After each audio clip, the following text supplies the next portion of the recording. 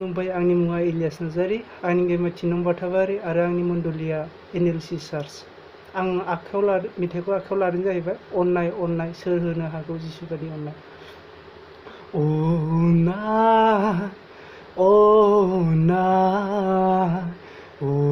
अननाय अननाय अननाय सोर होनो हागौ जिसु बायदि अननाय बोहैहोबाय थैनि बाना। सोर होनो हागौ जिसु बायदि अननाय बोहैहोबाय थैनि बाना।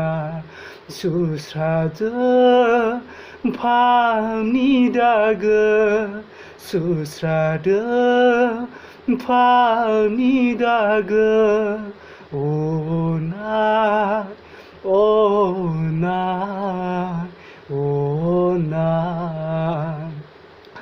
खानाफ्राबो नुदों लेंग्राफ्राबो थाबायदों जिसु नोंनि अननायनि दोआ।